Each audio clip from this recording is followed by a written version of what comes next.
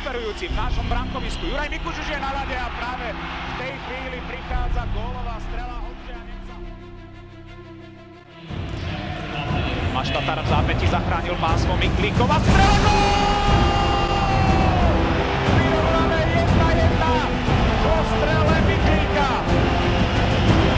V presilovke to našim nevyšlo, ale trko zabojoval Tomáš Tatar.